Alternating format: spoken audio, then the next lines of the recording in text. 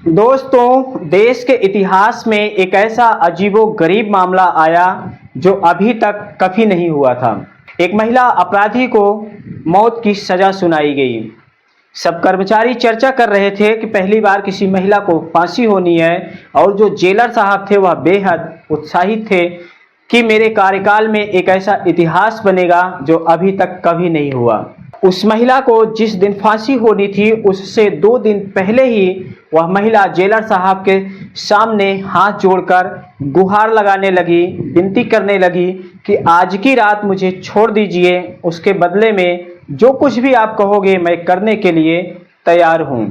वैसे तो वह जेलर साहब बहुत सख्त मिजाज के थे, कड़क रुआब था उनका, लेकिन महिला ने जब इस तरह बात किया तो वह थोड़ा सख्ते में आ गए।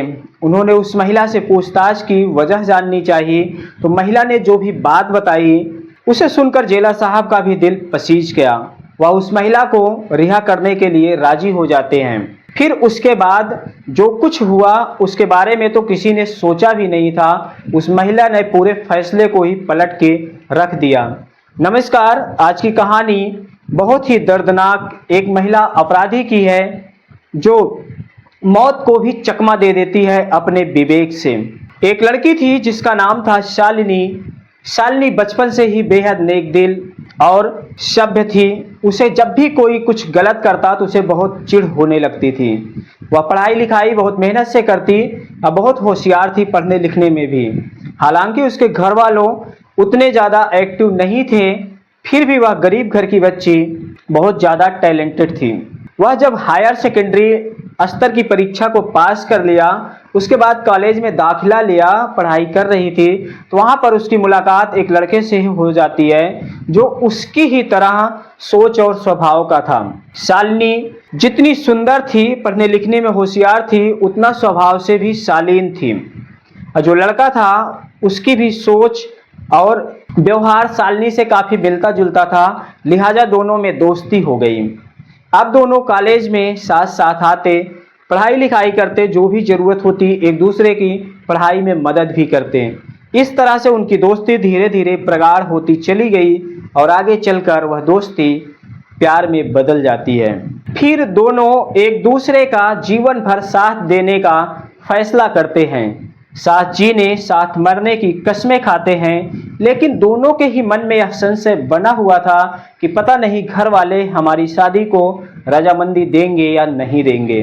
लेकिन जो लड़की थी वह कहती है कि मैं अपने घर वालों को किसी तरह मना लूँगी, मेरे घर वाले मुझसे बहुत प्यार करते हैं, मान जाएंगे। लड़का भी कहता है कि मेरे भी घर वाले मान जाएंगे। लेकिन जब अपने अपने घर जाकर दोनों बताते हैं, जो लड़का था उसका नाम था अनुराग। अनुराग के घर वाले सख्त साफ लहजे में कहते हैं कि अगर तुमने उस लड़की को दुल्हन बनाकर घर में ले आया तो मैं तुम्हें सारी प्रॉपर्टी से बेदखल कर दूंगा। लेकिन वह लड़का जो था अनुराग, वह शालिनी से बेहद प्यार करता था। वह घर वालों की बातों को उतने गंभीरता से नहीं लिया। जो शालिनी थी वह अपने माँ बाप को बताई तो वह हिचकिचाते हुए पहले तो ना किए, लेकिन फिर बेटी के प्यार को देखते हुए हाँ कर लेते हैं और उसे इजाज़त दे देते हैं। फिर वह शालिनी दुल्हन बनकर उस लड़के से शादी करके उसके घर अपने ससुराल गई तो घर वाले जो लड़के के थे वह अपनाते नहीं हैं। घर वाले अनबन कर लेते हैं उस लड़के से। कुछ दिन तो वह लड़का घर में किसी तरह रहा, लेकिन इसके बाद वह घर वालों से अलग दूसरी जगह अपनी बीवी शालिनी को लेकर रहने लगा और वहीं से अपना जॉब करता था, प्रतिदिन आता जाता था। वह एक कॉल सेंटर में जॉब करता था, लिहाजा पति पत्नी को रहने में और जीवन यापन करने में समस्या नहीं हो रही थी। और जो शालिनी थी वह भी अपने पति अनुराग का साथ दे रही थी। और अभी अनुराग और शालिनी को शादी किए हुए सिर्फ 6 महीने ही बीता था, तभी अनुराग जिस कंपनी में काम करता था वहां पर मंदी की मार पड़ी और अनुराग की नौकरी छूट जाती है। अब वह बेरोजगार हो गया। दोस्तों देखो समस्याएं चारों तरफ से कैसे घिरती हैं। अभी इन दोनों को प्यार को परवान चढ़ा शादी हुए सिर्फ 6 महीने ही बीता था, तभी नौकरी छूट गई। इससे पहले घर वालों ने भी मुंह मोड़ लिया, जिसकी वजह से अलग रहने लगा। अनुराग अब बेरोजगार हो गया तो उसके पास समस्या होने लगी जीवन यापन करने के लिए, घर चलाने के लिए। तो शालिनी ने कहा कि मैं प्रयास करूं, कहीं जाकर नौकरी करूं। तो अनुराग ने कहा कि नहीं, मेरे होते हुए तुम्हें नौकरी करने की ज़रूरत नहीं है। मैं नहीं चाहता हूं कि तुम लोगों के बीच में जाकर काम करो और कमा कर लाओ तो मैं बैठ कर खाऊं। यह सब नहीं हो सकता। मेरे जीते जी तुम्हें कुछ भी नहीं करना है। मैं किसी भी तरह करके रोजी रोटी जरूर चलाऊंगा। इसके बाद वह कई जगह काम की तलाश करता है कि कोई छोटा मोटा ही काम मिल जाए, लेकिन निराशा हाथ लगती है। तो वह दिहाड़ी मजदूरों के साथ जाकर नाके पर रहने लगा और वहीं से कोई काम मिल जाता तो वह दैनिक मजदूरी पे काम करने लगा। जो भी पैसे मिलता वह पति पत्नी उससे रहते और खाते। ऐसे ही कुछ दिन तक चलता रहा। लेकिन दोस्तों, यहाँ पर जो अनुराग था वह गलत लोगों से उसकी सोहबत हो जाती है, लिहाजा वह गलत आदतों का भी शिकार हो जाता है। जो अनुराग पढ़ा लिखा था, जो इतना खुददार था को अपनी पत्नी को काम करने के लिए मना कर दिया, वही अब जब गलत लोगों की संगत में पड़ गया तो उसकी आदत खराब हो गई। उसके सोचने और समझने की क्षमता धीरे धीरे क्षीण होने लगी। एक दिन वह नशे में घर पर आया तो शालिनी ने कुछ कहा तो उससे मारपीट किया। फिर जाकर वह अपने दोस्तों से बात बताता है, अपनी पत्नी से हुई जो भी बात, मारपीट, घरेलू कलह की। तो दोस्त जो उसके थे वह उसे और भड़काते हैं उसकी पत्नी के खिलाफ और अनुराग से कहते हैं कि आखिर तुम्हारी पत्नी कैसी है, एक बार मुझे घर ले चलो, दिखाओ तो सही। तो एक दिन अनुराग नशे में अपने दो दोस्तों को भी घर पर लेकर आता है। वह उसकी पत्नी को देखते हैं तो वह बेहद सुंदर और सभ्य थी, जिससे उन दोनों दोस्तों की भी नीयत खराब हो जाती है। लेकिन जो शालिनी थी, पढ़ी लिखी थी, वह भांप लेती है और किसी तरह उन सब से अपने आप को बचा लेती है। फिर जो उनके दोस्त थे अनुराग के, वह चले जाते हैं तो अपने पति को ही समझाती है। लेकिन पति उस समय तो समझ जाता है, लेकिन उसके कुछ दिनों तक तो सब कुछ ठीक ठाक रहा। उसके बाद जो उसके दो दोस्त आए थे घर पे, शालिनी को देखा था, उन दोनों की नीयत खराब हो गई और अनुराग से कहा कि कुछ पैसे ले लो, तुम अपने पत्नी को मेरे हवाले कर दो। अनुराग जो दिहाड़ी मजदूरी करने लगा था, अब उसने सोचा कि क्यों ना आपदा को अवसर में बदला जाए। अपनी ही पत्नी का वह सौदा करने के लिए तैयार हो जाता है। लिहाजा 2 लाख रुपए में अपनी पत्नी को वह अपने दोनों दोस्तों के हवाले कर देता है और उसके जो दोनों दोस्त थे उसकी बीवी को ले जाकर कुछ दिन तक तो अपने पास रखे। जब उनका जी भर गया, महीने 15 दिन बाद, तब उसे ले जाकर एक कोठे पर बेच देते हैं। शालिनी ने कभी सपने में भी नहीं सोचा था कि जिसके साथ मैंने प्यार किया वही मुझे यहाँ तक पहुँचा देगा। जिसके लिए मैंने अपने घर वालों के खिलाफ जाकर शादी किया, उसी पति ने आज मेरी ये दुर्दशा कर दी है।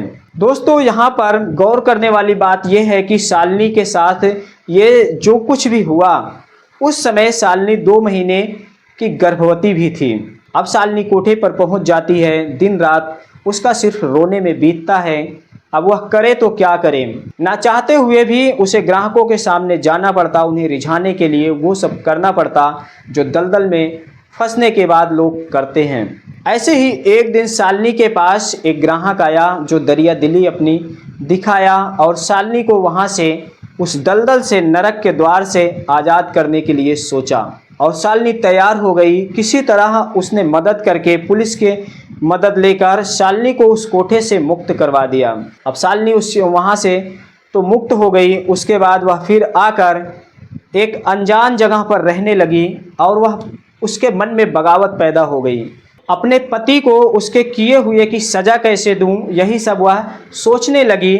और अब 4 महीने वह कोठे पर रहकर आई थी तो 7 महीने का उसके पेट में गर्भ भी था। लेकिन इधर समस्या थी कि उसकी रोजी रोटी कैसे चले। फिर वह फैसला करती है किसी घर में कुछ नौकरी करने की, चूल्हा चौका जो कुछ भी मिल जाए खाना पीना बनाने का, कि किसी तरह अभी इस समस्या से बाहर निकलूं, फिर उसके बाद सोचती हूँ। लिहाजा 2 महीने बाद वह एक बच्ची की माँ भी बनती है और एक व्यक्ति के यहाँ जाकर वह खाना बनाने का काम करने लगी।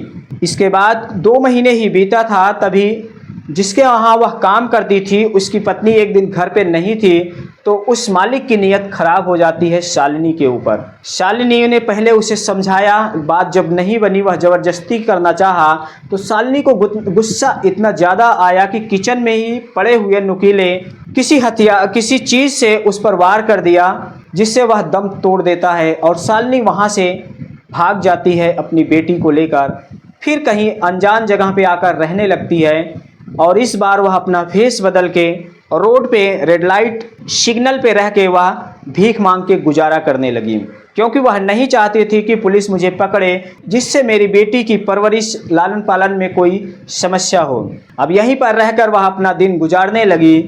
फिर कुछ दिन बीते थे कि एक दिन वह अपने ही जिस सिग्नल पर थी वहाँ पर एक गाड़ी आकर रुकती है, तो वह पहुँच गई, हाथ फैलाई कि कुछ मिल जाए। तो जैसे ही कांच खुला, उधर से कुछ पैसे देता है वह मालिक जो गाड़ी पर बैठा था।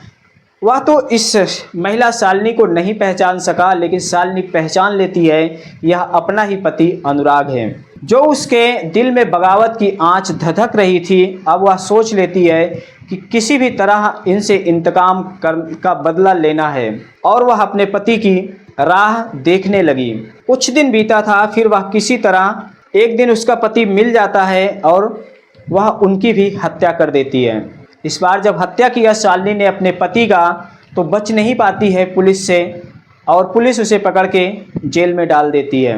और शालिनी की जो बच्ची थी, बेटी अभी छोटी सी थी, वह अनाथालय में भेज दी जाती है। अब शालिनी करे तो क्या करे, उसके ऊपर तो मुसीबतों समस्याओं का शुरू से ही सामना करते करते शालिनी के ऊपर तो जैसे मुसीबतें और समस्याएं परछाई बनकर साथ साथ चल रही हों। अब वह जेल में चली जाती है और अपने जुर्म को कबूल कर लेती है। पूछताछ होती है तो इससे पहले जो उसने एक मालिक की हत्या की थी वह भी कबूल कर लेती है। लिहाजा दो हत्या के जुर्म में उसे फांसी की सज़ा सुनाई जाती है। और फांसी की सज़ा जिस दिन होनी थी उससे 2 दिन पहले ही शालिनी की जो बेटी थी अनाथालय में है, उसका जन्मदिन था। और शालिनी ने सोचा कि मैंने अभी तक इतने दुख और कष्ट उठाए हैं, मेरी एक बेटी है, उसका पहला जन्मदिन है, अगर मैं अपनी बेटी का दीदार कर लूँ, उसका जन्मदिन मना लूँ मरने से पहले, तो यह मेरे लिए बहुत खुशी की बात होगी। इसलिए वह जेलर साहब से विनती करती है कि मुझे अपनी बेटी को देखना है, उसका जन्मदिन मनाने के लिए मुझे आज की रात जाने दीजिए। उसके बदले में जो कुछ भी आपको करना होगा फिर बाद में कर लेना, लेकिन मुझे मेरी बेटी से मिलने दीजिए, उसका पहला जन्मदिन है। और शुरू से अंत तक पति के साथ, घर वालों के साथ और जो रास्ते में उसे हुआ, पति के दोस्तों ने किया, सारी समस्याएं बताई। तो जेलर साहब का भी दिल पसीज गया और वह शालिनी को एक रात के लिए रिहा कर देते हैं।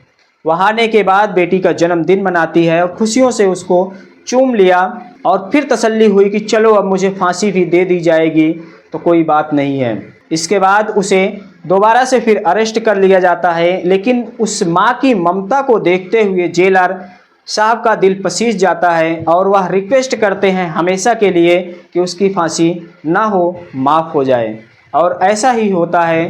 तो वह शालिनी कैसे मौत के चंगुल से भी अपने आप को बचा लिया और बेटी और माँ की ममता को देखते हुए सब लोगों ने वाह वाह किया और पूरे फैसले को बदल दिया। तो दोस्तों, आज की यह कहानी आप लोगों को कैसी लगी कमेंट सेक्शन में अपनी प्रतिक्रिया जरूर देना। अगर वीडियो अच्छी लगी हो तो लाइक और शेयर जरूर कर देना। मिलते हैं अगले वीडियो में फिर किसी नई कहानी के साथ। धन्यवाद।